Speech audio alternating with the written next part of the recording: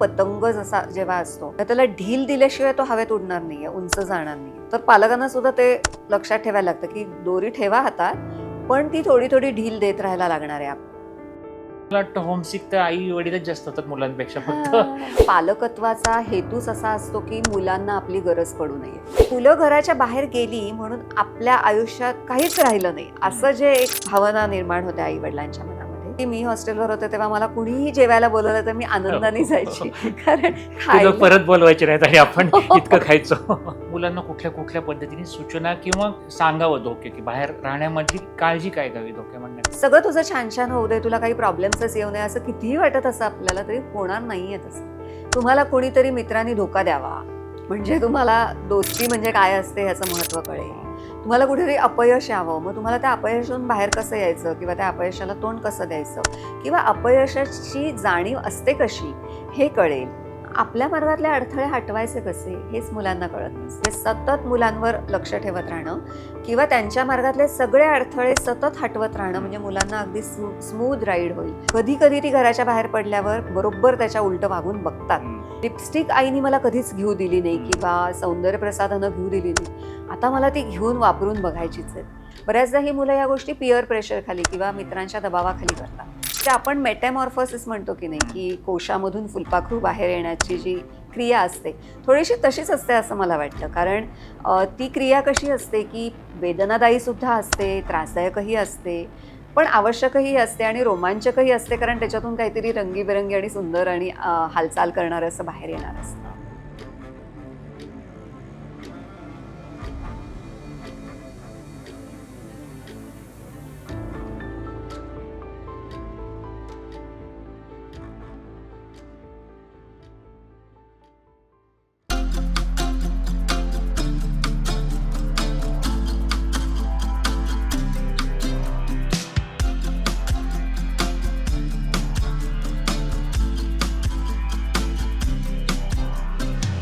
जेव्हा आपली मुलं शिक्षणासाठी पहिल्यांदा घराबाहेर पडतात त्यावेळेला आपल्या घरामध्ये जे आपण राहतो नवरा बायको असं, तर ते एक एम्प्टी नेस्ट असा त्याला एक शब्द आहे.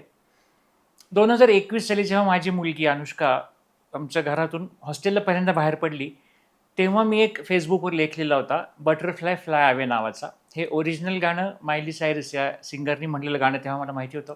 आणि तो एक इतका इमोशनल लेवलचा लेख लिहिला गेला होता की त्याच रात्री मला, म्हणजे तेव्हा मी दौंडमध्ये राहत होतो आणि पुण्यामध्ये राहत असलेल्या माझ्या असंख्य लोकांनी तर फेसबुकवर जे होते त्यांनी मला कॉल करून असं सांगितलं की डॉक्टर काळजी करू नका, आम्ही पुण्यात आहोत, काही लागलं तरी आम्ही अनुष्काला मदतीला आहोत तिथे. तर हा एक फार मोठा दिलासा असतो. पण तरीसुद्धा कितीही लोक बाहेर बघणारे आपल्याला असतील तरीसुद्धा आपल्याला एक पालक म्हणून सतत ती काळजी भीती वाटत असते की मुलं बाहेर स्वतःला मॅनेज करू शकतील का. आणि त्यावेळेला ह्या मुलांना आपण जाताना काय सांगावं, त्यांच्याशी काय बोलावं, ही एक दिवसाची प्रोसेस नसते. यासाठी आपण त्यासाठी खूप आधी 2-4-6 महिने तयारी करत असतो. पण ह्याचा देखील एक पॅटर्न असावा असं मला वाटलं.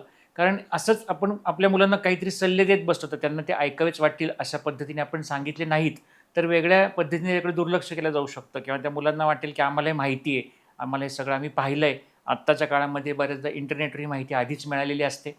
त्यामुळे हे कशा पद्धतीने सांगावं की ज्या मुलांनाही असं वाटेल की ह्याचा नक्कीच या माहितीचा मला उपयोग होणार आहे.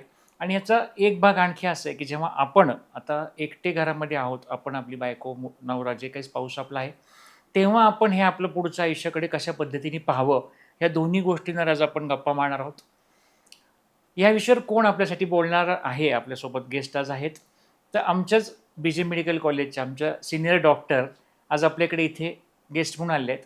त्यांची अर्धी ओळख मी करून देतो, कारण पुढची अर्धी ओळख एक खूप वेगळ्या आणि छान पद्धतीने त्यांचं आत्ता जे काम चालू आहे ते तसं आहे. डॉक्टर वैशाली देशमुख ह्या पेडियाट्रिशियन म्हणजे लहान मुलांचे डॉक्टर असतात तसं त्यांचं एज्युकेशन झालेलं आहे आणि त्यानंतर त्या काही वर्ष ते काम करत होत्या. पण एका टप्प्यावर त्यांनी 9 to 19 असं त्यांच्या सध्याच्या त्या क्लिनिकचं नाव आहे. हे नाव असं काय आहे आणि त्या क्लिनिकमधनं ते काय नक्की काम चालतं ह्याविषयीच आपल्याला त्यांच्याकडनं ऐकायचं आहे. तर हॅलो मॅडम, आमच्या चॅनलवर तुमचं मनापासून स्वागत. हां, तर मी डॉक्टर वैशाली देशमुख. मी बालरोग तज्ज्ञ आहे, पण आता मी किशोरवयीन मुलं आणि त्यांच्या पालकांबरोबर काम करते. साधारण माझा ज्या वयोगटाबरोबर मी काम करते तो वयोगट 10 वर्ष ते 25 वर्ष असा आहे. यासाठी मुलं किंवा पालक माझ्याकडे माहिती घेण्यासाठी येतात मोठं होण्याबाबत, किंवा कधी-कधी छोट्या-मोठ्या समस्या घेऊन येतात, ज्या मनोसामाजिक प्रकारच्या असतात, ज्याला आपण सायको-सोशल इश्यूज असं म्हणतो. त्यामुळे माझा बराचसा रोख हा आता मी स्टेथोस्कोप बाजूला ठेवला आहे आणि काउन्सिलिंग फक्त करत असते. आणि मला खूप मजा येते मुलांशी बोलताना आणि त्यांच्याकडून खूप शिकायलाही मिळतं. आणि मला लिहायला पण आवडतं, त्यामुळे मग मी पुस्तकंही लिहिते, मुलांबरोबरचे अनुभवही लिहिते.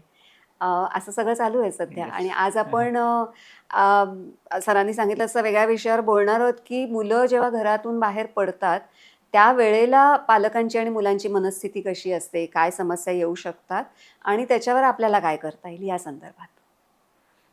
तर हा खूप असा छान विषय आहे. म्हणजे मला असं वाटतं ना नेहमी, की माझं तर एक असा स्वभाव आहे, की आपण पुढचा विषय बोलतोय, की मुली जेव्हा लग्न होऊन माहेरी जातात, सासरी जातात माहेरून, त्यानंतर सुद्धा तो एक फार इमोशनल पार्ट असतो.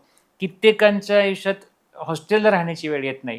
तर तोच एक प्रसंग त्यांच्या आयुष्यात घडतो. आज आपण जे बोलणारे मेन ते मुलं शिक्षणासाठी पहिल्यांदा हं, हॉस्टेलवर किंवा घराबाहेर पडतात हं. या विषयावर बोलतोय. तर हा एक फार मोठा स्थित्यंतराचाच काळ असतो पालकांसाठी आणि हो. मुलांसाठी दोघांसाठी. तर ही एक संधी समजावी का एक असा धोका म्हणून ह्याच्याकडे पाहावं खरं तर. हं. आपण असं म्हणतो, की पालकत्वाचा हेतूच असा असतो, की मुलांना आपली गरज पडू नये. हं, आणि मुलं जेव्हा घराबाहेर पडतात, तेव्हा हा हेतू सफल होण्याची शक्यता वाढते. हं, त्याच्यामुळे मला तर वाटतं ही संधी असते, हं. पण ती संधीबरोबर काही धोके घेऊन येते. हां. आणि म्हणून आपल्याला मुलांना यासाठी तयार करायला लागतं, काही कौशल्य शिकवायला लागतात. आणि त्याचबरोबर पालकांनाही स्वतःच्या मनाचीही थोडी तयारी करायला लागते आणि मुलांबरोबर संवाद साधणं, संपर्क साधणं याच्यासाठी सुद्धा काही खास प्रयत्न करायला लागतात. त्यामुळे मी असं म्हणेन, की थोडासा धोका असलेली संधी, पण अच्छा. आवश्यक आणि उपयुक्त. हां. कारण मुलांना जे स्वतंत्र व्यक्तिमत्व तयार हं, करायचं आहे, त्याच्यासाठी ही चांगली संधी असते. कारण घराच्या कोशामध्ये, अशा त्या उबदार कोशात राहून काही मुलं स्वतःला एक्सप्लोअर नाही करू शकत. हं. पण अशी जेव्हा घराच्या बाहेर पडतात, त्यावेळेला मुलं मग खूप वेगळ्या-वेगळ्या प्रकारे स्वतःला एक्सप्लोअर करू शकतात. वेगळे-वेगळे धोके घेणं, त्याच्यात वेगळे-वेगळे निर्णय घेणं आणि त्याच्यातून शिकणं, हं. ही शिकण्याची, स्वतःला ओळखण्याची आणि मोठं होण्याची प्रक्रिया वेग घेते, असं मला वाटतं घरातून बाहेर पडल्यावर. अच्छा. पण जनरली असं मला वाटतं, की प्रत्येकच आई-वडिलांना माहिती असतं, की कधीतरी तर ही मुलं आता बाहेर जाणार आहेत. हो. ही तयारी होत नाही मनाची किंवा हे फार मोठं काहीतरी घडणार आहे असं हं. दृष्टीने का पाहिलं जातं? बरोबर.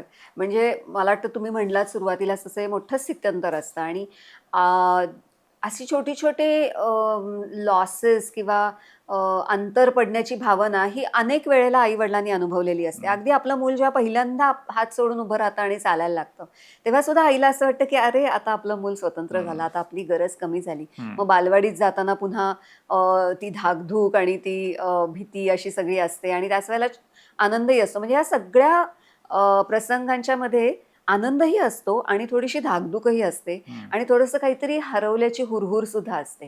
हां. आणि आता ह्या टप्प्याला मात्र ती हुरहुर किंवा ती भीती सुद्धा हं, थोडी जास्ती प्रमाणात जाणवते आई-वडिलांना. कारण आई-वडील आणि मुलं ही दोघंही डेव्हलपमेंटच्या किंवा विकासाच्या एका वेगळ्या टप्प्यावर पोहोचलेले असतात. हं, म्हणजे आपण असं म्हणतो ना, की संप्रेरकांचं वादळ चालू असतं हं, घरामध्ये या हं, वयामध्ये. कारण आई आणि वडील दोघांची संप्रेरकं थोडीशी कमी व्हायला लागलेली असतात त्याची पातळी. हं, आणि त्याचबरोबर मुलांची संप्रेरकं मात्र खूप हाय लेव्हलला असतात.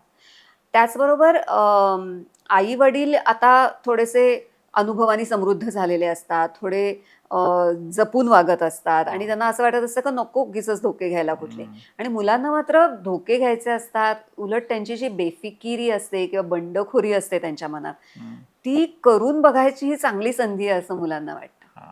म्हणजे आपण मेटॅमॉर्फोसिस म्हणतो की नाही, हं, की कोशामधून फुलपाखरू बाहेर येण्याची हं, जी क्रिया असते, थोडीशी तशीच असते असं मला वाटतं. हां. कारण ती क्रिया कशी असते, की वेदनादायी सुद्धा असते, त्रासदायकही असते, पण आवश्यकही असते आणि रोमांचकही असते. कारण हं, त्याच्यातून काहीतरी रंगीबेरंगी आणि सुंदर आणि हालचाल करणारं असं बाहेर येणार असतं. हां. तर मुलांना सुद्धा असंच काहीतरी वाटत असतं या वयात. त्यांना पण अशी खूप उत्सुकता असते, रोमांचक वाटत असतं, काहीतरी असं हं, खूप नवीन आपण साहस करतोय असं वाटत असतं. पण त्याचबरोबर थोडंसं ते दुःखही असतं, कारण हं, त्यांना माहिती नसतं पुढे काय वाढून ठेवलंय हां. आणि स्वतंत्रपणे आपल्याला हे सगळं करायला जमणार आहे की नाही हं, आणि आपल्या आई-वडिलांच्या अपेक्षांना पुरे पडणार आहोत की नाही आपण, अशा हां. सगळ्या छोट्या-छोट्या हुरहुरी पण असतात. तर अशी ती हां. एकाच वेळी रोमांचक आणि त्याचबरोबर वेदनादायी अशी ही प्रक्रिया असते असं मला वाटतं स्थित्यंतराची. पण ती सगळी ह्या विकासाच्या टप्प्यामुळे आणखीन थोडीशी तीव्र होते. कारण आता आपण आई-वडिलांनाच बघा ना या टप्प्यावर त्यांना ते अशा मध्यम वयावर आलेले असतात. त्यांच्या व्यवसायातही ते अशा कुठल्यातरी मधल्या टप्प्यावर पोहोचलेले असतात. त्यांच्या आई-वडिलांची थोडीशी जबाबदारी कधी-कधी ह्या वयात त्यांच्यावर असते, जे खूपच वयस्कर झालेले असतात आता. आणि आपल्या मुलांना इतके दिवस सांभाळल्यानंतर आता त्यांना आपल्याला असं ह्या अकराळ-विक्राळ जगामध्ये सोडून द्यायचं, ही त्यांच्यासाठी एक खूप मोठा निर्णय असतो. पण शिक्षणासाठी म्हणून का होईना आई-वडील हा निर्णय घेतात आणि मन घट्ट करून ते करायचं ठरवतात. आणि मुलांच्या दृष्टीने मात्र ही एक साहसी सफर असते आणि हवीशी वाटणारी सफर असते, कारण स्वातंत्र्य हवं असतं त्यांना आणि ते नक्की त्यांना इथे मिळणार असतं. आपल्याला टीनेजर्सचा मेंदू माहिती आहे कसा असतो, की त्याचा जो कंट्रोल करणारा किंवा ताबा ठेवणारा, मॉनिटरचं काम करणारा जो प्री फ्रंटल कॉर्टेक्स असतो, म्हणजे मेंदूचा पुढचा भाग, तर तो अजून तयार झालेला नसतो किंवा विकसित झालेला नसतो. पण इमोशनल ब्रेन किंवा भावनिक मेंदू मात्र खूप जोमाने काम करत असतो. त्यामुळे त्यांचे बरेचसे निर्णय हे भावनांवर आधारित असतात. आणि सारासार विचार असेल किंवा विवेकी विचार ज्याला आपण म्हणतो, ते थोडे कमी करतात ही मुलं. तात्पुरता फायदा बघतात, फार दूरचा विचार करत नाहीत. आणि ह्या सगळ्या धोके घेण्याच्या मुलांच्या किंवा उत्सुकता, क्युरिओसिटी असलेल्या स्वभावाचीच आई-वडिलांना भीती वाटत असते, की आता मिळणार आहेत त्यांना या सगळ्या संधी, त्यांच्यावर अंकुश ठेवायला आपण नसणार आणि त्यांना हे सगळं जमेल की नाही, कारण आपलं तर त्यांच्यासाठी तर ते आपलं छोटं मुलंच असतं. तर कसं होणार हे सगळं, अशी आई-वडिलांना काळजी वाटत असते. अशी ती एक रस्सीखेच थोडीशी भावनांची आणि विचारांची चालू असते आई-वडिलांच्या आणि मुलांच्याही मनामध्ये.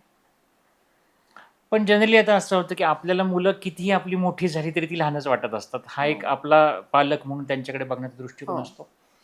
गेले अनेक वर्ष तुम्ही आता हे काउन्सिलिंग करत आहात सर्व. आधीच्या काळामध्ये किंवा 10 वर्षापूर्वी, 15 वर्षापूर्वी ह्या पद्धतीच्या पालकांना समजावणं किंवा मुलांना ह्या गोष्टी सांगणं आणि आत्ताच्या ह्या बदललेल्या काळामध्ये एक तर हा फरक कसा झाला एवढ्या मधल्या काळामध्ये आणि काय पद्धतीने मुलांना कुठल्या पद्धतीने सूचना किंवा सांगावं धोके, की बाहेर राहण्यामधली काळजी काय घ्यावी धोके म्हणण्यापेक्षा? पूर्वीच्या काळी आणि आत्ताच्या काळातला बदल एक सगळ्यात मोठा झालेला तो म्हणजे टेक्नॉलॉजीचा किंवा तंत्रज्ञानाचा. आणि त्याच्यामुळे संपर्क करण्याच्या पद्धती सुद्धा किती बदलल्यात बघा ना. म्हणजे पूर्वी पत्र लिहायचो आपण किंवा फार तर अगदी अर्जंट काही असेल तर तार पाठवायचो, नाहीतर मग STD कॉल करायचो.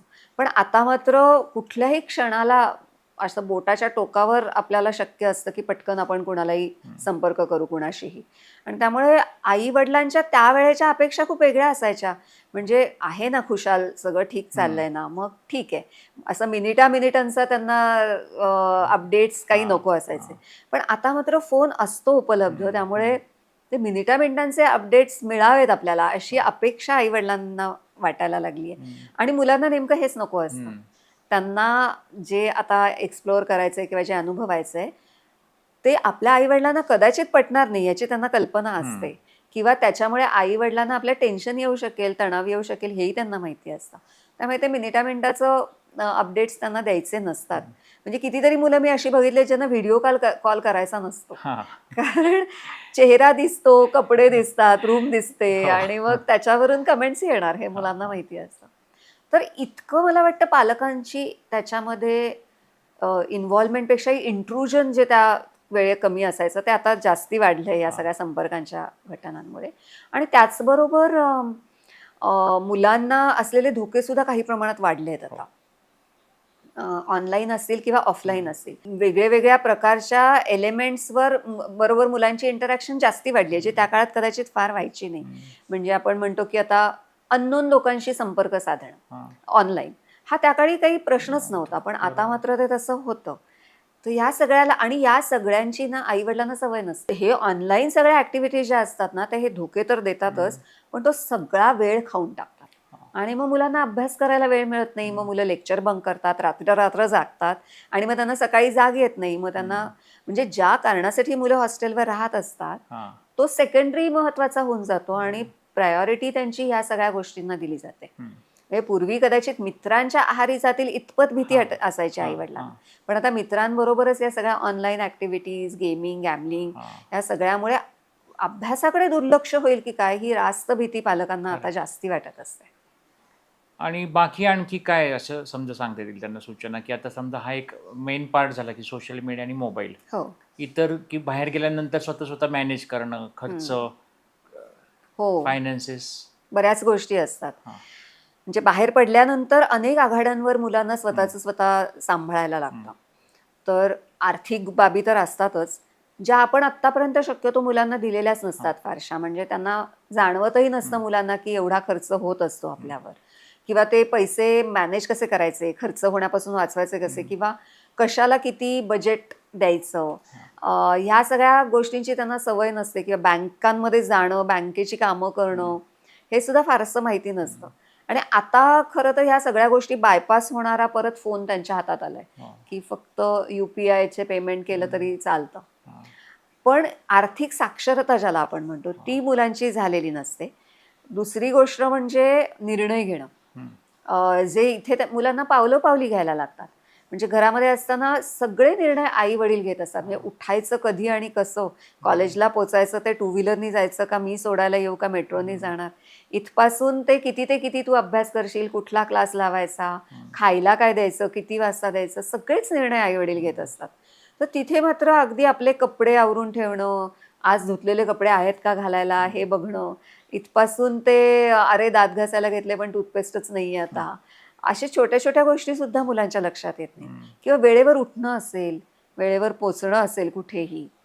ते सगळ्या गोष्टी आई-वडिलांनी कधी-कधी इतक्या स्वतःच्या हातात ठेवलेल्या हां, असतात, की मुलांना ती जबाबदारी घ्यायची सवयच लागलेली हं, नसते. तर साधं हे वेळेचं मॅनेजमेंट असेल, तर ते सुद्धा मुलांसाठी एक मोठं हं, आव्हान असतं हॉस्टेलमध्ये गेल्याच्यानंतर. हो, त्यानंतर हे निर्णय जे घ्यायचे असतात त्यांना, ते इतरही काही बाबतीत घ्यायला हं, लागतात. म्हणजे उदाहरणार्थ कोणीतरी वर्गामध्ये त्रास देत हं, असेल किंवा कुणी मुलं त्यांना स्वतःबरोबर घेत हं, नसतील त्यांच्या गटामध्ये, तर आता मी काय करू? हं, हे विचारायला त्यांच्यासमोर कोणी नसतं. हां, आणि कधी-कधी काही मुलं फोन करून आई-वडिलांना हं, विचारतातही. पण इथे काय परिस्थिती असेल हे आई-वडिलांच्या लक्षात येत नाही. बरोबर. मग ते त्यांच्या दृष्टीने काहीतरी सोल्युशन देतात हां, आणि मग मुलांना ते इनअप्रोप्रिएट वाटतं. मग हळू मुलं ते सांगणंच बंद करतात.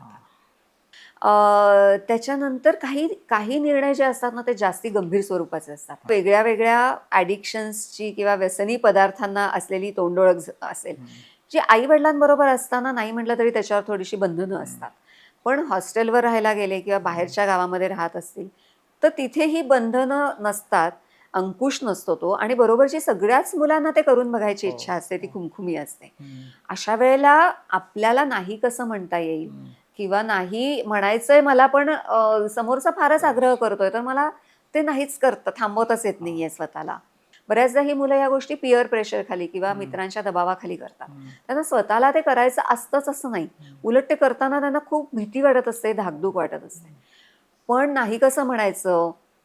असं म्हटलं तर आपण त्या गटाच्या बाहेरच जाऊ किंवा आपण त्यांना नाही म्हटलं, तर परत कधीच ते मुलं आपल्याला अशासाठी बोलवणार नाहीत आणि आपल्याला आधार राहणार नाही काही. कारण तिथे हां, त्यांना ते मित्र हेच आधार हं, वाटत असतो आई-वडील नसल्यामुळे. हं, तर अशा सगळ्या गोष्टी आणि पुन्हा स्वतःच्या अभ्यासाची जबाबदारी हो, घेणं. ज्याची पुन्हा मुलांना हां, सवय नसते. म्हणजे आजकाल आपण म्हणतो ना, स्नो प्लाव पेरेंटिंग हं, किंवा हेलिकॉप्टर पेरेंटिंग हं, म्हणजे सतत मुलांवर लक्ष ठेवत हं, राहणं किंवा त्यांच्या मार्गातले सगळे अडथळे सतत हटवत राहणं हं, म्हणजे मुलांना अगदी स्मूथ राईड होईल, हां, सहज पुढे जाता येईल, असं आत्तापर्यंत केलेलं असतं. आपल्या मार्गातले अडथळे हटवायचे कसे हेच मुलांना कळत हं, नसतं. जॉन रॉबर्ट्स म्हणून चीफ जस्टिस आहेत अमेरिकेचे. तर त्यांनी एक कमेन्समेंट ॲड्रेस घेतला होता, तो मला आठवतोय. तर त्यांनी असं सांगितलं, की तुम्हाला असं वाटत असेल, की मी तुम्हाला असे छान-छान आशीर्वाद देईन, की हं, तुम्हाला असं खूप सुख लाभो, तुम्ही खूप हां, आनंदी व्हा, तुम्हाला कुठलेही प्रॉब्लेम्स येऊ नयेत, तर तसं मी करणार नाहीये. हां, उलट मी असं म्हणेन, की तुम्हाला थोडे-थोडे तरी प्रॉब्लेम्स यावेत. यावेत. म्हणजे तुम्हाला कोणीतरी मित्रांनी धोका द्यावा. म्हणजे तुम्हाला दोस्ती म्हणजे काय असते ह्याचं महत्त्व कळेल. हां, तुम्हाला कुठेतरी अपयश यावं, मग तुम्हाला त्या अपयशातून बाहेर कसं यायचं किंवा त्या अपयशाला तोंड कसं द्यायचं किंवा अपयशाची जाणीव असते कशी हे कळेल.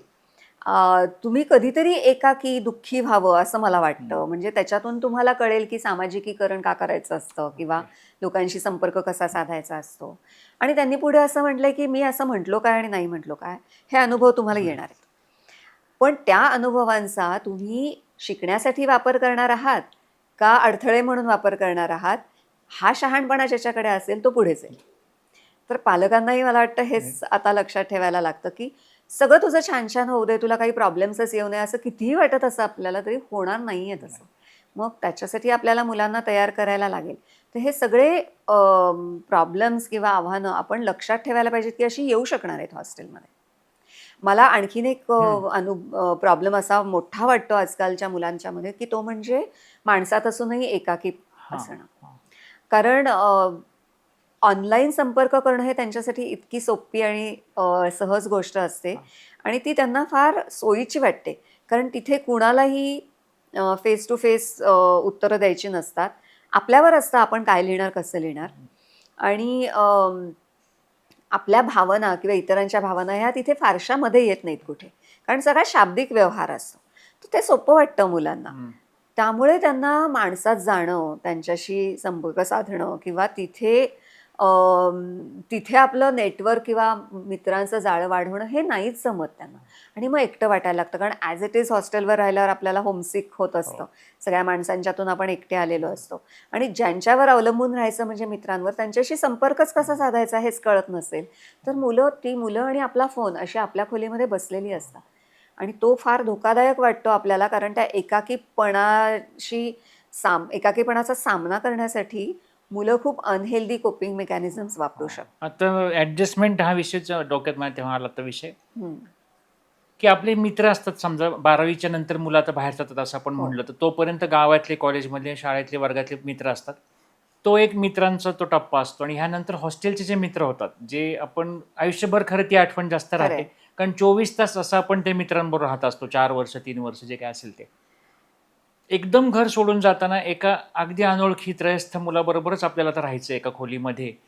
ह्यासाठी ॲडजस्टमेंट करणं आणि आता तुम्ही म्हणालात, की आधीच सवय नसेल किंवा हं. आपल्या म्हणून सवयी असतात घरच्या. तर ह्या पद्धतीने कसं मुलांना आधीपासून सवयी आपण लावाव्यात किंवा ॲडजस्टमेंट करावी, हे संस्कार कसे दिले हं, पाहिजे हं, खरे? हं. ओके. आता आपण म्हणतो, की हा सगळा एक प्रवास असतो. म्हणजे मूल स्वतंत्र होणं. ही हं, काही एका क्षणाला ऑन किंवा ऑफ झाल्यावर होते तशी हं. गोष्ट नाहीये. तर हा प्रवास असतो आणि म्हणून तो खूप आधीपासून करायला लागतो आणि हां. टप्प्याटप्प्याने करायला लागतो. म्हणजे आता उदाहरणार्थ एकटं राहण्याची सवय असणं. तर माझ्याकडे कितीतरी अशी मुलं येतात कॉलेजला जाणारी 11वी-12वीतली वगैरे, जी आत्तापर्यंत कधीच एकटी रात्री कुणाकडेही राहिलेली नसतात आई-वडिलांना अच्छा. सोडून. असं कधीच त्यांना माहिती नसतं, की कुठल्या ओव्हरनाईट ट्रिपला गेली आहेत असंही हां. नसतं. गेले तर ते आई-वडिलांबरोबर गेलेले हं, असतात किंवा कुटुंबाबरोबर गेलेले हं. असतात. आता असं असताना अचानक आपण एका छोट्याशा बेबी पूलमध्ये स्विमिंग करणाऱ्या मुलाला एकदम समुद्रातच हं. पोहायला सांगितलं, तर कसं जमेल त्याला? हां. त्यामुळे त्याला त्या बेबी पूलमधून आधी मोठ्या पूलमध्ये जायला लागेल. हं. त्याच्यानंतर मग त्याला वेगळे स्ट्रोक शिकवायला लागतील. मग आधी समुद्र किनाऱ्यावर थोडीशी सवय लावायला लागेल, कारण पूलमध्ये पोहणं आणि समुद्रात पोहणं ह्याच्यात हं. फरक असतो. त्या लाटा असतात मोठ्या-मोठ्या आणि मग ती सवय झाली, की समुद्रामध्ये पोहता येईल त्याला. तर मुलांना सुद्धा असं मला वाटतं टप्प्याटप्प्याने आपण स्वतंत्रही करायला पाहिजे, जबाबदारीचं भानही त्यांना हं. द्यायला पाहिजे आणि स्वतःची काळजी स्वतः घेणं, जी शारीरिक, मानसिक आणि भावनिक अशा सर्व टप्प्यांवर किंवा सर्व पातळ्यांवर त्यांना घेता आली पाहिजे, ह्याच्यासाठी त्यांना तयार करणं. आणि मग ह्याच्यासाठी करायचं काय? हं. तर एकतर आपण म्हणजे असं म्हटलं जातं, की बऱ्याचदा पालक आपल्याला त्यांचा स्वतःचा पालक म्हणून असलेला आत्मविश्वास जोपासण्यासाठी मुलांचा आत्मविश्वासाचा थोडासा बळी देत असतात. ओके. कारण पालक म्हणून आपण चांगले व्हायला हवं असेल, तर काय करायला हवं हं. याच्याबद्दल आपल्या सगळ्यांच्याच खूप टिपिकल कल्पना हं. असतात, की चांगले पालक म्हणजे काय? तर मुलांना काही त्रास होता कामा नये. हं. त्यांना जे हवं ते मिळालं पाहिजे, जेव्हा हवं तेव्हा. त्यांना आपण बेस्ट सगळं दिलं पाहिजे, म्हणजे शाळा असेल किंवा खेळ असेल किंवा इक्विपमेंट असेल कुठलं, ते सगळ्यात चांगलं दिलं पाहिजे. आणि त्यांना पडूनच द्यायचं नाही आपण आणि पडले तरी ताबडतोब आपण त्यांना सावरायचं. हं. असं सगळं जर आपण केलं तर आपण चांगले पालक, हं. असं एकूण वाटत असतं. आणि त्यामुळे अर्थातच मुलं काइंड ऑफ भावनिक रित्या वैचारिक रित्या पांगळी होतात ना, हं. कारण त्यांना सतत वळून आई-वडिलांकडेच बघायची सवय असते, की आता मी काय करू? किंवा मला आता त्रास होतोय, आता तू बघ काय करायचं ते. तर हे स्वातंत्र्य मुलांना हळू देणं, हे करायला ना आई-वडिलांना खूप मन घट्ट करायला लागतं. कारण आपल्या छोट्या बाळाला कुठलाही त्रास होऊ नये असं त्यांना वाटत असतं. मग त्याला जर आपण पडूनच दिलं नाही तर तो पडल्यावर काय दुखतं, कसं दुखतं, तिथून उठायचं कसं आणि पुढच्या वेळी ते पडणं टाळायचं कसं आणि स्वतःला त्याच्यापासून बचावायचं कसं, हे कसं शिकणार आहे. तर हे मन घट्ट पालकांना करायला लागतं आणि हळूहळू आपल्याला मुलांचं आपल्यावरचं डिपेंडन्स किंवा अवलंबित्व हे कमी करायचं आहे आपल्याला. हा आपला हेतू आहे हे पुन्हा पुन्हा स्वतःला आठवण करून द्यायला लागते.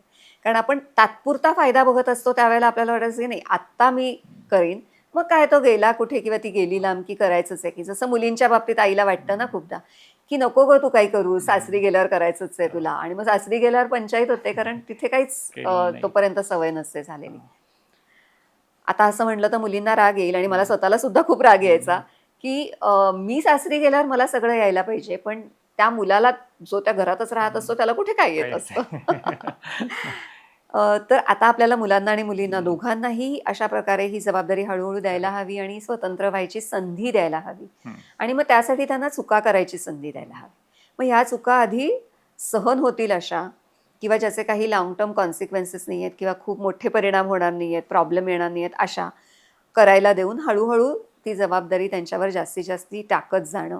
मग ती पैशाच्या बाबतीत असेल किंवा घराचं सामान आणण्याची यादी करण्याची असेल, किंवा नातेवाईक येणार आहेत तर घराची साफसफाई करणं असेल किंवा मेन्यू प्लॅन करणं असेल किंवा कुठे ट्रिपला जायचं असेल तर सगळ्यांचं बुकिंग करणं असेल.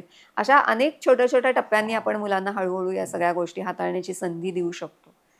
आणि म्हणजे मग तिथे गेल्यावर अचानक त्यांना आता ह्या लाटा येत आहेत माझ्या अंगावर, मी त्या कशा सहन करू किंवा त्यांना फेस कसं करू असं कदाचित वाटणार नाही. अर्थात असं कधीच होत नाही की आपण 100% मुलांना तयार करतो. पण आपल्याला मुलांना अशा टप्प्यावर आणून तरी सोडता येतं की जिथे ते कुठलाही प्रॉब्लेम कोप कसा करायचा इतपत त्यांना कौशल्य मिळालेली असते. आणि म्हणून आपण असं म्हणतो की जेव्हा आपण जबाबदारी टाकायची म्हणतो ना, तेव्हा त्यांना काही कौशल्यही शिकवायला पाहिजे, जीवन कौशल्य. कारण जबाबदारी घ्यायची म्हणजे काय? निर्णय घ्यायचे. निर्णय घेण्यासाठी आपल्याला कल्पक विचार करता आला पाहिजे किंवा अनेक वेगळे धागे एकत्र करून काहीतरी सोल्युशन काढता आलं पाहिजे. अडथळे पार करता आले पाहिजेत. त्याबरोबर येणाऱ्या ज्या भावना असतील किंवा त्याबरोबर त्याच्या पराभवातून येणारं त्रास असेल, हा सगळा सहन करायची ताकद पाहिजे. परिणामांना तोंड द्यायची तयारी पाहिजे आणि परिणाम काय होतील इतका लाँग टर्म विचार करायची शक्तीसुद्धा पाहिजे. ही सगळी आपण ह्या सगळ्यांना जीवन कौशल्य असं म्हणतो आणि जागतिक आरोग्य संघटनेनं आणि बऱ्याच शाळांनी, बऱ्याच बोर्ड्सनी सुद्धा ही सगळी 10 जीवन कौशल्य आपण मुलांना शिकवायला हवी असं सांगितलंय, शाळेत असल्यापासूनच. मग ते स्वतःला ओळखणं असेल, इतरांच्या भावना ओळखणं असेल, त्रासाचं किंवा तणावाचं नियोजन असेल, संवाद करता येणं असेल, वेगळ्या प्रकारचा कल्पक विचार करणं असेल, प्रॉब्लेम सॉल्व्हिंग किंवा समस्या सोडवणं असेल, निर्णय घेणं असेल, अशा त्या सगळ्या 10 ती जीवन कौशल्य आहेत. म्हणजे जबाबदारी आणि त्यासाठी लागणारी कौशल्य अशा दोन्ही गोष्टी हातात हात घालूनच मुलांपर्यंत पोचवायला हव्यात. आता ह्या कशा पोचवायच्या हा एक खरं तर खूप मोठा वेगळा विषय आहे. पण छोट्या-छोट्या रोल मॉडेलिंगमधून आदर्श जे मुलांचे असतात ते आपले पालकच असतात. तर पालक आपल्या भावना कशा हे करतात, भावनांचं किंवा तणावांचं नियोजन कसं करतात हे वगैरे सगळं मुलं बघत असतात. आर्थिक बाबतीत सुद्धा मुलांना कळत असतं की कशाला प्रायोरिटी देतात. म्हणजे आपण महत्त्वाच्या गोष्टींवर खर्च करतोय आणि बिनमहत्त्वाच्या गोष्टींना नाही करत आहोत असं जर घरातलं जनरल वातावरण असेल तर मुलंही साधारण तसं करायला शिकतात. कधी कधी ती घराच्या बाहेर पडल्यावर बरोबर त्याच्या उलटं वागून बघतात की ह्या म्हणजे आता लिपस्टिक आईनी मला कधीच घेऊ दिली नाही किंवा सौंदर्य प्रसाधनं घेऊ दिली नाही, आता मला ती घेऊन वापरून बघायचीच आहेत असं करू शकतात. पण ते थोडंसं प्रयोगाच्या पातळीवर असतं. बहुतेक वेळेला त्यांना कळलेलं असतं की कशा प्रकारे पैशाचं नियोजन करायचं किंवा काय. तर हे रोल मॉडेलिंग करता येतं आई वडिलांना. हॉस्टेलला राहिलं, बाहेर राहिलं की जेवणाचे हाल होतात. आम्ही काही खाऊ शकत नाही. 2 गोष्टी असतात की तुम्ही कुठेही शेवटी राहा, बाहेरचं अन्न हे बाहेरचंच अन्न असतं. तर ह्या ज्या सवयी असतात किंवा मुलांना आपण अगदी अशी सवय लावतो की त्याच्या बेडरूममध्ये एसी होता घरी असताना. आता उन्हाळा आला, मुलाच्या रूममध्ये पंखाही आवाज करणारा चालू आहे, जेवण घरच्यासारखं मिळत नाहीये. हे वाटणारे खूप छोटे प्रॉब्लेम असतात, पण ह्यासाठी हॉस्टेल सोडून घरी आलेली मुलं पाहिलेली आहेत आपण. जमत नाहीये. तर हे कशा लेवलवर आधीपासून ऍडजस्ट करावं, की घरचं आपलं वातावरण कसंही असू, उद्या बाहेर राहायची वेळ आली आणि तिथे ती सोय मिळणार नाहीये हे गृहीत धरून चाललोय, तर हे कसं आधीपासून मुलांनी शिकवणं अपेक्षित आहे? हो. मला वाटतं हा फार महत्त्वाचा प्रश्न आहे आणि हां, डॉक्टर म्हणून आपल्याला तर तो फारच महत्त्वाचा हां. वाटतो. कारण त्या वयामध्ये त्यांच्या हाडांची हाडांचं बळकटीकरण होत असतं, त्यांच्या स्नायूंची वाढ होत असते, त्यांच्या उंची वजन व्यवस्थित वाढत असतं. त्यामुळे या वयातला आहार खरं तर खूप महत्त्वाचा आहे. हं, पण हॉस्टेलवर राहिल्यावर मग तो खूप मोठा प्रश्न हं. येतो. आणि मला आठवतंय की मी हॉस्टेलवर होते तेव्हा मला कुणीही जेवायला बोलवलं तर मी हो, आनंदाने हो, हो. जायची. कारण ते लोक खायला परत बोलवायचे नाहीत आणि आपण इतकं खायचो. हो ना. म्हणजे मेसमधलं किंवा हॉटेलमधलं न खाता घरचं खाणं किती चांगलं हं, अमृतासारखं लागू शकतं हे त्यावेळेला कळायचं आपल्याला. तर छोटे इथे सुद्धा मुलांना दैनंदिन छोटे-छोटे निर्णय घ्यायला लागतात खाण्याच्या बाबतीत. म्हणजे मेसमध्ये किंवा मेस जर असेल तर साधारण एक निदान 2 वेळचं जेवण हं, तरी त्यांचं तिथे होतं. मग ते काहीतरी त्याच्यामधून त्यांना प्रथिनं आणि काही जीवनसत्व, काही सॅलड्स असं सगळं थोडं-थोडं तरी आणि ऑफकोर्स कॅलरीज ह्या मिळत असतात त्यांना त्याच्यामधून. पण त्या पलीकडे कधी-कधी मुलं बरीच हॉस्टेलवर राहणारी मुलं ब्रेकफास्ट करतच नाहीत, हं, स्किप करतात. अनेक कारणं असतात त्याला, हं, म्हणजे एकतर उठायलाच हं. उशीर होतो त्याच्यामुळे तो स्किप होतो किंवा पैसे नसतात हो. किंवा मग ब्रेकफास्ट करायचं म्हणजे काय करायचं? कारण घरी आई समोर आणून देत असते. तर ते माहिती नसतं आणि पुन्हा ती प्रयोगशीलता उफाळून आलेली असते. त्याच्यामुळे मग रात्रभर चिप्स खात अभ्यास करायचा किंवा कॉफीच प्यायची, मग ब्लॅक कॉफीच प्यायची. अ, असे सगळे प्रयोग करावेसे वाटायला लागतात. चमचमीत जिभेला जे चांगलं लागतं, आत्ता मला ज्याने आनंद मिळेल ते मी खाईन. हं, त्याचा माझ्या शरीरावर काय परिणाम होईल तो मी नंतर बघेन. हं, असं म्हणून आहारामधले खूप कमकुवत दुवे इथे आपल्याला दिसून येतात. छोटे-छोटे खरं तर गोष्टी करण्यासारख्या असतात हं. हॉस्टेलवर. म्हणजे छोट्या-छोट्या रेसिपीज शिकणं, की ज्या पटकन करता येतील. कधी-कधी गॅस किंवा कुकिंगसाठी काही न लागता सुद्धा काही रेसिपीज करता येतात काही गोष्टी. म्हणजे तुम्ही रूममध्ये थोडं काकड्या, टोमॅटो आणून ठेवलेत, हं, शेंगदाणे आणि चणे आणून ठेवलेत, गूळ आणून ठेवलात, खजूर आणून ठेवला. तर जेव्हा तुम्हाला भूक लागलेली असते, तेव्हा तुम्ही ह्यातलं काहीतरी खाल्लं, तर निदान ते तुमच्यासाठी चांगलं तरी असेल. हं, पण नाहीतर मग भूक लागली की सगळं जंक फूडच खायचं किंवा मग ऑर्डर करतात मुलं. हं, त्या ऑर्डर करण्यामध्ये एकतर सगळी आर्थिक गणित कोलॅप्स होतं आणि दुसरं म्हणजे ऑर्डर केलेल्या गोष्टी पुन्हा अति कुक केलेल्या आणि सगळ्या निस्सत्व झालेल्या अशा असतात. तर छोट्या गोष्टी घरात रूममध्ये ठेवणं आणि जर काही काही ठिकाणी त्यांना छोटीशी गॅस गॅस किंवा आणखीन अशा काही गोष्टी वापरायला परवानगी असते किंवा एक छोटंसं किचन असतं, एक छोटासा फ्रिज सगळ्यांसाठी म्हणून कॉमन असतो. तर अशा ठिकाणी तुम्ही नुसतं अंडं उकडून घेतलं किंवा छोट्याशा म्हणजे 4-5 भाज्या एकत्र करून त्या नुसत्याच वाफवून घेतल्या आणि मग त्याच्यामध्ये काहीतरी बटर वगैरे घालून घेतलं, तरीसुद्धा ती चविष्ट गोष्ट होऊ शकते आणि मुलं ती खाऊ शकतात. म्हणजे स्वतःला स्वतःचं पोट भरण्यासारखं कुकिंग करता यायला पाहिजे, स्वयंपाक करता यायला पाहिजे. हे हॉस्टेलवर जाण्याआधी मुलांना आपण शिकवायला पाहिजे. म्हणजे तिथे कुक करण्याची संधी मिळो न मिळो, पण ते कौशल्य फार आवश्यक आणि महत्त्वाचं आहे. आणि खूपदा मुलं अ, तो पैसे चुकीच्या जागी वाचवतात. म्हणजे खाण्यामध्ये पैसे वाचवतात हं. आणि बाकीच्या गोष्टींवर तो खर्च करतात. मग त्या थोड्याशा दिखाव्याच्या गोष्टी असतात कधी-कधी. मग कपडे असतील किंवा बाहेर जाणं असेल किंवा मल्टिप्लेक्सला मूव्ही बघणं असेल, तर तिथे एकदा गेलं की तुम्हाला खरं तर त्याच्यामध्ये तुमचं 10 वेळचं पौष्टिक जेवण खाऊन झालं असतं. तर ते बजेटिंग करायला आपल्याला मुलांना शिकवायला पाहिजे, की खाण्यासाठी तुम्ही एवढे पैसे ठेवणार हां, आणि ते खाण्यासाठीच खर्च करणार बरोबर. आणि त्यातले निदान 60-70% हं. तरी पौष्टिक अन्नावर खर्च करणार आणि मग 20-30% तुम्ही जंक फूडवर किंवा आवडत्या गोष्टीवर खर्च केलेत तरी चालेल. यातनं एक दुसरा विषय मगाशी आपण बोलताना, की होमसिक होतं. तर बऱ्याचदा मला वाटतं होमसिक तर आई-वडीलच जास्त होतात मुलांपेक्षा. फक्त हां. मुलं होमसिक झाली असं म्हटलं जातं. कित्येकदा ते असे प्रेशर असतं. म्हणजे मी जेव्हा राहत होतो बीजेच्या हॉस्टेलला, तर माझं गाव तिथपासून खूप जवळ होतं. तर आपोआप दरच वीकेंडला घरी जायचं, असं ते तेव्हाची एक सवय पहिल्या टर्मची तरी होती. आणि ते तसं जाणं हे मला नंतर त्याचा एक मोठा लक्षात आलं, की केवढा मोठा ज्यामुळे प्रॉब्लेम झाला, की ज्या वीकेंडला मुलं एकमेकांशी कनेक्ट व्हायची रूममधली, हं, कुठे हं, ट्रिपला जा, कुठं पावसाळी तर सहली कर, हे कर. ते सगळं मी मिस करत होतो. हं. पण मला तो एक समजच असा झाला होता करून, की आपण होमसिक होतोच आणि मला तर वाटतं होमसिक तोच मुलगा जास्त होतो ज्याला माहिती असतं आपण घरी जाऊ शकतो तेवढ्या अंतरावरती बऱ्याचदा. खरंय. जी मुलं लांब राहणारी असायची, जळगावला आहे, धुळ्याला आहे, त्यांना ऑलरेडी माहिती असायचं की आपण जाऊ शकत नाहीये, तर आपल्याला हे होमसिक झालं तरी हे स्वतःला हँडल करायला शिकायचंय. तर ते ठीक आहे, पण जवळ राहणारा मुलगा किंवा ज्याला शक्य आहे त्यांनी हे कसं शिकावं किंवा आई वडिलांनी हे किती वेळा ते बंधन ठेवावं की ह्या वेळेला तू आलंच पाहिजेस म्हणून. ही आता आई वडिलांची गरज आहे का मुलाची गरज आहे हे बघायला लागेल आपल्याला, कारण ती प्रत्येक परिस्थितीमध्ये प्रत्येक मुलाबरोबर प्रत्येक कुटुंबाबरोबर बदलते.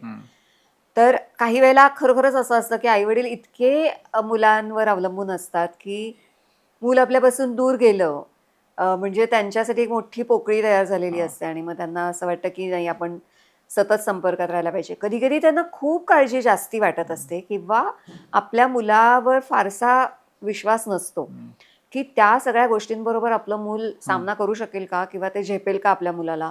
आणि मग सतत आपण बघावं मुलाला किंवा मुलीला, मुलाला म्हणजे मी मूल अशा संदर्भात अशा अर्थाने म्हणतेय, तर त्यांना सतत बघावं किंवा ठीक चाललंय ना सगळं, हे स्वतःच्या नजरेखाली राहावं सतत असं वाटत असतं काही वेळेला पालकांना.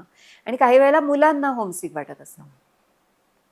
आता पालकांना जेव्हा असं वाटतं तेव्हा त्याच्यावरचा उपाय म्हणजे मुलाला सतत बांधून ठेवणं किंवा धरून ठेवणं असं नाही. आपण म्हणतो ना पतंग जसा जेव्हा असतो तर त्याला ढील दिल्याशिवाय तो हवेत उडणार नाहीये, उंच जाणार नाहीये. तर पालकांना सुद्धा ते लक्षात ठेवायला लागतं की दोरी ठेवा हातात, पण ती थोडी थोडी ढील देत राहायला लागणार आहे आपल्याला. त्याच्याशिवाय मुलाला आपली जी इच्छा आहे की आपलं मूल आकाशात उंच उडावं ती होणार नाही पूर्ण. मग त्याच्यासाठी मी मुलाला इक्विप करीन किंवा ती कौशल्य शिकवीन किंवा काही प्रमाणात हळूहळू विश्वास ठेवायला शिकीन. आणि मग मला सततची अशी ओढ वाटणार नाही. आणि मे बी आपण नंतर याच्याविषयी बोलूया की तुम्ही स्वतःला करमणूक स्वतःची करण्यासाठी दुसरं काय करणार. कारण माझ्या एका मैत्रिणीने मला विचारलेलं आठवतंय की अगं मला आठवतच नाहीये की मूल व्हायच्या आधी मी माझा दिवसभर मी करायची काय. इतकं मुलांनी आपलं आयुष्य ऑक्युपाय केलेलं असतं अगदी क्षण आणि क्षण. तर शरीराने नाही तर मनाने तरी का होईना आपण सतत मुलांविषयी विचार करत असतो. तर हे ऑक्युपेशन जे असतं प्री ऑक्युपेशन त्याच्यातून बाहेर यायला लागतं आई वडिलांना. मग सतत मुलांना भेटावं असं वाटणार नाही. आणि मुलांना होमसिक वाटण्याची अनेक कारणं असतात की एक तर पहिली गोष्ट आपण मगाशी म्हटलं तसं त्यांना सवयच नसते एकटं राहायची. दुसरी गोष्ट म्हणजे त्या ज्या जबाबदाऱ्या पडतात अंगावर त्या हाताळायच्या कशा हे कळत नसतं. मग भीती वाटायला लागते आणि मग तिथून पळून जावं असं वाटायला लागतं या सगळ्यापासून. मग असं वाटायला लागतं अरे मला घरची आठवण येते, मला घरी जायचंय. त्याच्यानंतर काही वेळेला हा एकाकीपणा वाटत असतो त्यांना किंवा लोकांशी संपर्कच कसा करू, बोलूच कसं कुणाशी, मला कळत नसेल शिक्षणातलं किंवा काय शिकवतायत ते, तर काय करू आता मी, मदत घेऊ कोणाची का त्या शिक्षकांना जाऊन सांगायचं तर ते सांगू कसं हे कळत नसतं. या सगळ्या गोष्टींनी जे टेन्शन येतं किंवा जो दबाव येतो मुलांच्यावर त्याच्यातून त्यांनाही असं वाटू शकतं की आपण घरी जाऊयात पटकन आता. आणि थोडीशी नाती तयार करणं, नवीन नाती तयार करणं याची सुद्धा जर मुलांना सवय नसेल, म्हणजे खूप आपण त्यांना ककूनमध्ये किंवा कोशामध्ये ठेवलं असेल तर मुलांना ते तसं अवघड जातं कधी कधी. तर मला वाटतं की होमसिक होणं हे फक्त म्हणजे खरोखर असं प्युअर होमसिक होणं ज्याला आपण म्हणू ते काही काळासाठीच असतं. पण नंतर नंतर जेव्हा हे वाटत राहतं तेव्हा यातली कुठली तरी कारणं त्याच्या मागे असतात. आता आपण मगाशी या विषयावर थोडंसं बोललो, पण मला आता त्या हॉस्टेलचे दिवस आठवले. म्हणजे आपण ज्या काळी हॉस्टेलला होतो तेव्हा STD करायचो घरी आपण. आणि ते आपल्या हातामध्ये ते असायचं की मी घरी फोन कधी करणार. त्यामुळे असं दर 2-3 दिवसांनी मी, माझा पार्टनर होता तो, असा 50ची एक नोट घेऊन ते STD बूथवर रात्री 9:45 जायचं. आणि 10 नंतर ते हाफ रेटमध्ये STDचे चार्जेस असायचे. आणि मग ते लाईन लावून मुलं उभीच असायची प्रत्येकजण घरी बोलायला. तर ते 50 रुपयाचं संपलं की तेवढंच बोलायचं आठवड्यात एकदा, असं ते ठरलेलं होतं. आता असं ते पाहताना वाटतं की हे आपल्या हातामध्ये तेव्हा तो कंट्रोल होता. आपण आपल्या आई वडिलांची हॉस्टेलवर असताना किती वेळ संपर्कात राहायचं. आता आपण पालक म्हणून जेव्हा त्या वयात आलोय तेव्हा परत तो कंट्रोलच आपल्या हातात आहे की आपण आपल्या बाहेर असलेल्या मुलांना किती वेळा फोन करून, कारण आपण आता केव्हाही करू शकतो. आता ते 50 रुपये हा विषय काय राहिलेला नाहीये. तर हे आपल्यामध्ये स्वातंत्र्य आलेले, आता हा फ्रीडम आपल्यात आलाय किंवा एक ताबा आला आपल्या गोष्टीचा आता आपल्याकडे. तर ह्याचं मुलांवर किती बर्डन ठेवणं अपेक्षित आहे. हा एक नियम असू शकत नाही मला माहितीये की आठवड्यातनं इतके वेळा इतके तासच वगैरे, पण हे इरिटेशनच्या लेवलला कधी जाऊ शकतं. पालकांना संपर्क का साधावा असा वाटतो हे आधी त्यांनी स्वतःला विचारायला पाहिजे.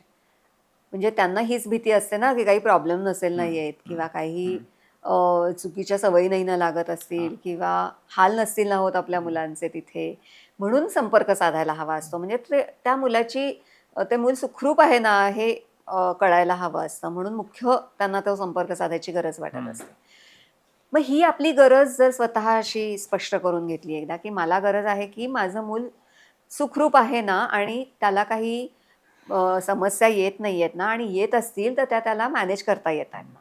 मग ही चर्चा हॉस्टेलवर जाण्याच्या आधी एकदा मुलांबरोबर आई-वडिलांनी करायला हवी. आणि थोडंसं एकमेकांच्या सहमतीनं ती फ्रिक्वेन्सी ठरवता येते मग. म्हणजे अगदी 12वी नंतर जी मुलं बाहेर पडतात, त्या आई-वडिलांना थोडी जास्ती काळजी असते कारण जरा लहान असतात ती मुलं. तर मग त्या मुलांबरोबर कधी-कधी दर 2 दिवसांनी किंवा कधी-कधी काही मुलं अगदी रोजसुद्धा आई-वडिलांना संपर्क करतात आई-वडिलांशी. आणि थोडी मग ग्रॅज्युएशन नंतर बाहेर गेलेली मुलं असतात त्यांना जरा कमी संपर्क करायचा असतो आणि तोपर्यंत थोडं आई-वडिलांनाही माहिती असतं, की आपलं मूल काय करू शकतं आणि काय नाही. मग तो त्यांच्याबरोबर बोलून संपर्काची फ्रिक्वेन्सी ठरवता येते. साधारण आठवड्यातून एकदा किंवा आठवड्यातून 2दा असं मग ती मुलं तयार होतात फोन करायला. पण नाही तर निदान इतर मार्गांनी म्हणजे मेसेजेस पाठवणं असेल किंवा चक्क आई-बाबा पत्र लिहू शकतात मुलांना. किंवा मग ईमेल्स करतात काही-काही आई-वडील. कारण कधी-कधी तुम्ही आता मगाशी जे ₹50 सांगितलंत, तर ते ₹50 ची वेळ संपायच्या आत मला सगळं बोलायचंय. हे मुलालाही घाई असते, आई-वडिलांनाही घाई असते. मग कितीतरी गोष्टी राहूनच जातात बोलायच्या किंवा निवांतपणे नाही बोलता येत. मग अशा गोष्टी आपण लिहून जास्ती छान मुलांच्यापर्यंत पोहोचवू शकतो. मग त्या ईमेल किंवा पत्रातून आपण पाठवू शकतो किंवा छोट्या-छोट्या नोट्स पाठवणं मुलांना जर जवळ असेल तर. काही-काही जण छोटी-छोटी पार्सल्स पाठवणं म्हणजे आपण म्हणतो ना प्रत्येकाची एक लव्ह लँग्वेज असते. म्हणजे प्रेमाची भाषा वेगळी असते. तर काही काही जणांची बोलणं ही भाषा असते, काही जणांची शारीरिक स्पर्श ही भाषा असते, काही जणांची अशा छोट्या-छोट्या गोष्टी देणं, गिफ्ट्स देणं अशी भाषा असते. तर आईकडून म्हणजे आई-बाबांनी घरून आलेलं एक लोणच्याची बरणी जरी आली, तरी सुद्धा मुलांना एकदम असं घरी जाऊन आल्यासारखं वाटतं आणि मग थोडासा असा तो फ्लेवर घरचा त्यांना मिळाल्यासारखा वाटतो किंवा मुलांचे ते म्हणजे सण लक्षात ठेवून किंवा त्यांच्या आयुष्यातले महत्त्वाचे दिवस लक्षात ठेवून अशी छोटी कार्ड्स किंवा छोट्या-छोट्या गिफ्ट्स असं काहीतरी पाठवलं म्हणजे खूप महागडं असं काही नाही, छोट्या-छोट्या गोष्टी. तर असं पाठवलं तरी सुद्धा तोही एक प्रकारचा संपर्कच आहे ना. नाहीतर संपर्क हा जर फक्त प्रश्न आणि सल्ले यांच्या स्वरूपात व्हायला लागला, तर मग मुलं तो टाळायला लागतात. आणि खरं आई-वडिलांना दोष नाही देता येत कारण त्यांना ते सगळं हवं असतं माहिती असायला. पण म्हणूनच ही चर्चा जर आधी झाली, की आपण आठवड्यातून एकदा किंवा आठवड्यातून 2दा बोलूयात. तुला कुठले दिवस आणि कुठली वेळ सोयीची आहे हे तू तिथे गेल्यानंतर मला सांग, कारण तिथे गेल्यावर तुला ते कळेल. पण त्यावेळेला मात्र आपण बोलू. क्वचित कधीतरी ती वेळ साधता आली नाही तुझ्या किंवा माझ्या व्यस्त कामामुळे. तर आपण मग त्या दिवशी निदान मेसेज एकमेकांना पाठवू आणि एकमेकांची खुशाली एकमेकांना कळली पाहिजे. आणि तुझी खुशाली कळणं किंवा तू सुखरूप आहेस हे कळणं माझ्यासाठी महत्त्वाचं आहे. तर ते मला तुझ्याकडून हवंय. अशी जर स्पष्टता त्याच्यामध्ये आई-वडिलांनी दिली आणि मग कशाची काळजी वाटते मला तेही मुलांपर्यंत थोडंसं पोहोचवलं. तर मग मुलांना कळतं की काय आहे, कशाची काळजी आहे. मग सारखं तेच बोलायला लागत नाही. म्हणजे जेव्हा तेच सारखं बोलायला लागतं, बोललं जातं, तर मग मुलांना ते आवडतही नाही आणि मग मुलं फारच दुर्लक्ष करायला लागतात त्याच्याकडे. म्हणजे महत्त्वच त्याचं जातं. मग त्यावेळेला मोबाईलला रेंज येत नाही असं कारण सांगून तो फोन कट करत हो, हो, होता हो. बऱ्याचदा. करतात. किंवा मग म्हणतात, की करतात म्हणजे आपला फोन करायचाच आहे, ही वेळच आहे म्हणून पण म्हणतात, "आता मी फोन ठेवतो, मला अभ्यास करायचा आहे किंवा मला असाइनमेंट करायची आहे" किंवा असं काहीतरी करू शकतात मुलं. तर तो संवादाचा ओघ वाहता ठेवणं हे जरा आव्हानच असतं ह्या वयामध्ये, ह्या अशा परिस्थितीमध्ये. पण ते ठेवलं तर पालकांना मनस्वास्थ्य मिळतं थोडंसं आणि मुलांना सुद्धा कळतं, की आपल्या पाठीशी आहेत आई-वडील आणि काही प्रॉब्लेम आला तर आपण त्यांच्यापर्यंत पोहोचू शकतो. किंवा हॉस्टेलला बऱ्याचदा असे होतं ना, की समजा तुम्ही 2 रूम पार्टनर आणि एकाच्या घरी असं आहे, की आठवड्यातून एकदाच कॉल केला तर कर आणि एकीकडे आहे की रोज करायचं आहे. हो हो तर ते रोज करणाऱ्या मुलाला असं वाटतं मला लहान समजतात का हे, बरोबर. ह्याच्या घरचे तर बघा किती निवांत आहेत. त्यामुळे पण ती मुलं त्यावेळेला चिडचिड करतात बऱ्याचदा, अगदी घरचा अगदी. कॉल आला त्यावेळेला की. हो हो. आता आपण ह्या मुलांच्या विषयाकडनं आपण त्या चर्चेच्या दुसऱ्या भागाकडे जाऊया, हम्म, की एम्प्टीनेस सिंड्रोम असा जे हम्म, मगापासून विषय चालला होता.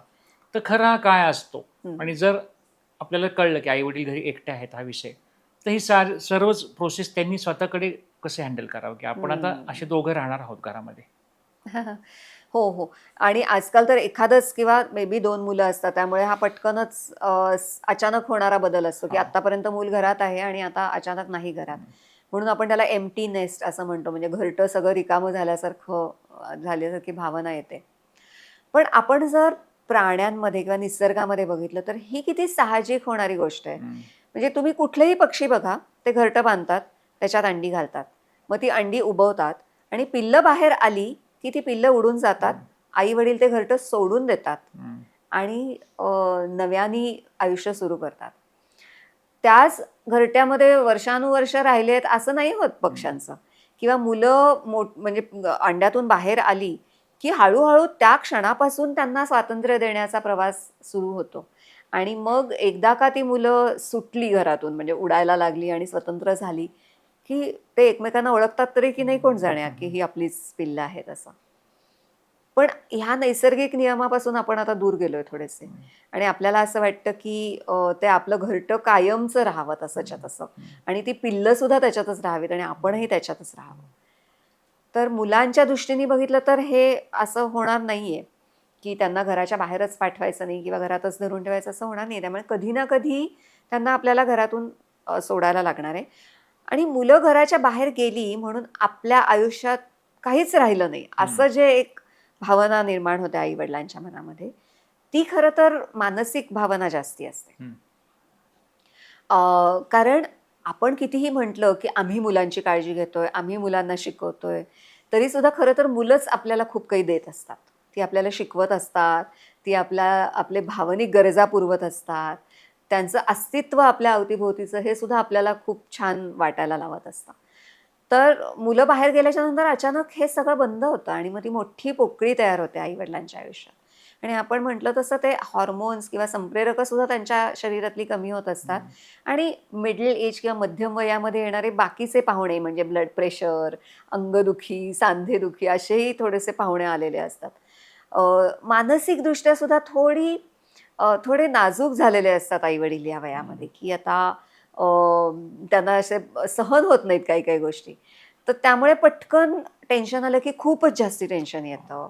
भीती वाटायला लागली, की एकदा आली, की मग ते इतकं राक्षसी स्वरूप तयार होतं तिचं स्वतःच्या मनामध्ये, की आई-वडिलांना वाटतं, की मी आता आत्ताच्या आत्ता जाऊन आधी माझ्या डोळ्यांनी बघते, की ती आहे का सुखरूप मुलगी माझी. इतकी ती भीती बागुलबुवा होऊ शकतो त्या भीतीचा. तर ही भावनिक थोडीशी अ, दोलायमान स्थिती जी असते ती पण असते. आणि त्यामुळे असं थोडंसं काळजी वाटणं, चिंता वाटणं किंवा थोडंसं नैराश्य येणं, थोडंसं कुठल्याही गोष्टीमधला रस आटून जाणं, अशा गोष्टी आता पालकांना अनुभवतात पालक. कारण की अ, सगळ्याचे संदर्भ इतकी वर्ष मुलांशी जोडलेले असतात. तर आता ते तोडून त्यांना नवीन संदर्भ तयार करायचे असतात. आणि ही भावना कधी-कधी खूप पोखरून टाकणारी असू शकते आतमधून. म्हणजे इतकं की त्यांना आपण ज्याला मनोकायिक आजार होतात, तसे आजार होऊ शकतात, की त्या मानसिक समस्यांच्यामुळे शारीरिक समस्या यायला लागतात. मान दुखणे, पाठ दुखणे, डोकेदुखी होणं किंवा सतत दमायला होणं, कामामध्ये लक्ष न लागणं किंवा उरक कमी होणं, असं सगळं व्हायला लागतं आई-वडील दोघांच्याही मध्ये. कशी सुरुवात करावी पण ह्याच्या गोष्टीची, मग आपण आधीपासून ही तयारी कशी करावी? हां, म्हणजे कळतं पण वळत नाही असं हा. असतं ना तिथे. माहितीच हा. असतं की कधी ना हा. कधी असं होणार आहे. पण त्याच्यासाठीची तयारी नसते आई-वडिलांची झालेली. तर आधी आपण जसं म्हटलं की पालक म्हणून माझा हेतू काय आहे, की माझ्या मुलाला मला स्वतंत्र करायचंय आणि स्वतःच्या पायावर उभं करायचंय आणि त्याला माझी गरज लागली नाही पाहिजे. ह्या दिशेने माझा हा प्रवास असला पाहिजे. तसाच माझ्या आयुष्याचा प्रवास सुद्धा सतत मुलांवर अवलंबून राहणं हा असा नसणार आहे आणि कधी ना कधी मला मुलांच्यापासून थोडासा एक स्टेप मागे घ्यायला लागणार आहे. आणि ह्याची सुरुवात पुन्हा तोही प्रवास असल्यामुळे आधीपासून करायला लागते.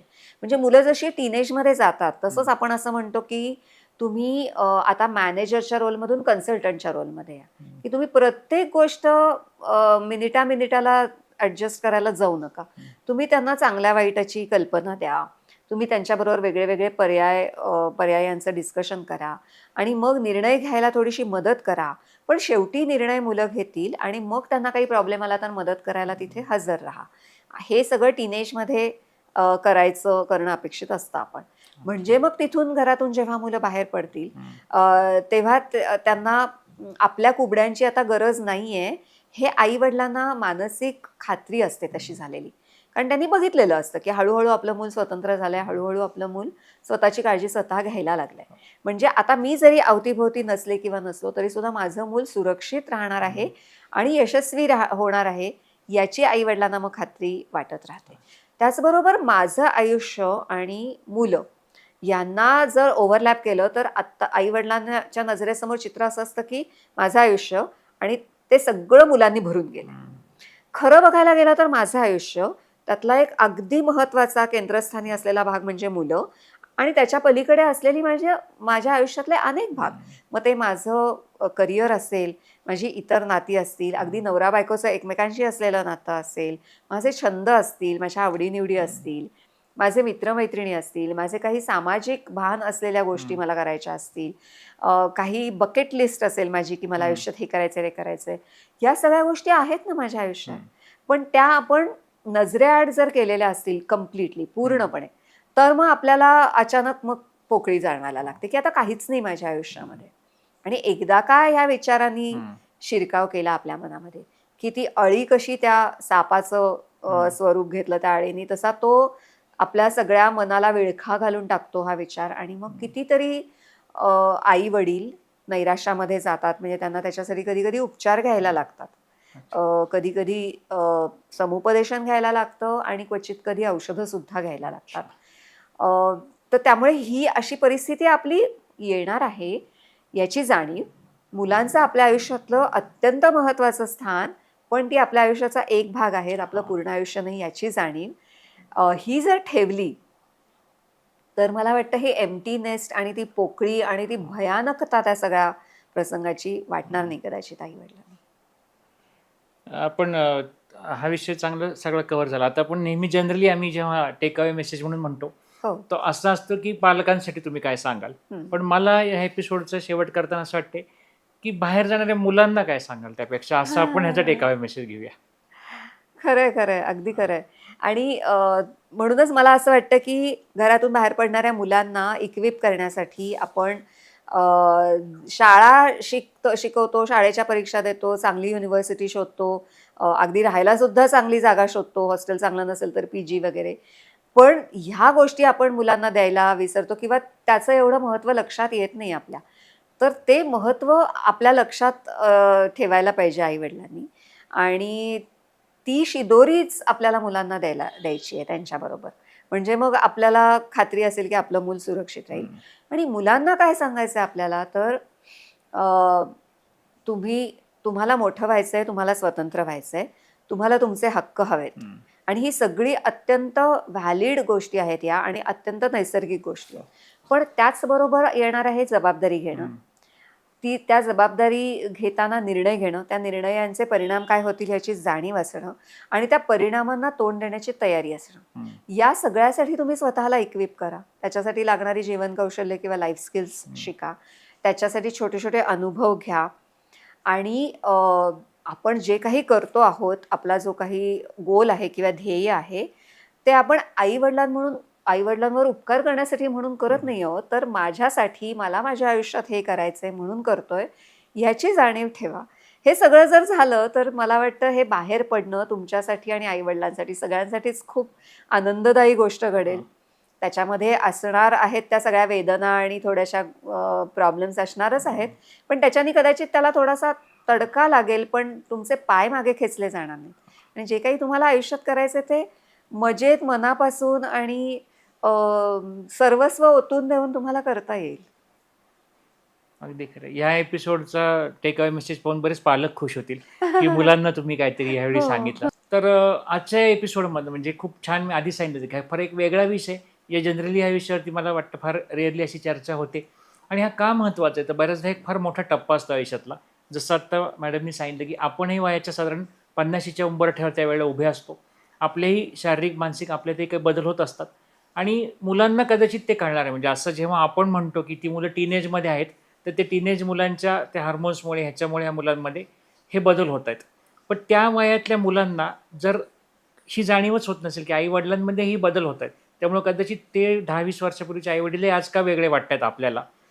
तर हे त्या मुलांना कदाचित समजा असं काही त्यांना ही माहिती मिळाली किंवा अशा एपिसोडमध्ये त्यांनी ऐकलं तर हे कळू शकेल. आणि ह्या दोन्ही वयाच्या टप्प्यांवर आपण अशा असताना कित्येकदा आपण एकमेकांना सावरताना काहीतरी गडबड होऊ शकते.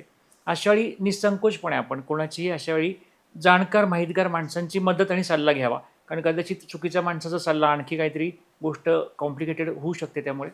तर अशा वेळी नक्की मदत घ्यावी. कारण कित्येकदा आपण मागेही बोललो तेव्हा की काही मोठा प्रॉब्लेम असेल तरच काउन्सिलर किंवा सायकियाट्रिस्ट किंवा समुपदेशकांकडे जावं असंच काही नसतं. लाईफ अबाउट झिरो हे आपण मागे एका एपिसोडमध्ये बोललो होतो की सर्व काही व्यवस्थित चालू असताना सुद्धा आपल्याला एखाद्या वेळी मदतीची किंवा सल्ल्याची गरज पडू शकते. ह्या दृष्टीने देखील ह्या गोष्टीकडे पाहावं आणि आपल्या मुलांच्या प्रवासामध्ये आपण त्यांचे सोबत नसलो तरी आपण त्यांच्यासोबत आहोत ही त्यांना भावनाच खूप आधार देणारी असते अशा वेळेला. असाच आपला पालकत्वाचा प्रवास चालू राहील पुढच्या एपिसोडमध्ये. आणखी असेच वेगळे विषय घेऊन तर पुढच्या एपिसोडमध्ये पुन्हा भेटूया एका नव्या गेस्टसोबत. तर आज आपण भेटलो या विषयावरती आणि मला ह्यातलं सगळ्यात एक जास्त महत्त्वाचा विषय वाटलं की काळानुसार बदलत जाणं हा जो विषय चालतो म्हणजे आपण दरवेळी आपल्या काळी कसं होतं, आपल्या काळी कसं होतं हे सांगण्याचे दिवस आता नाहीये.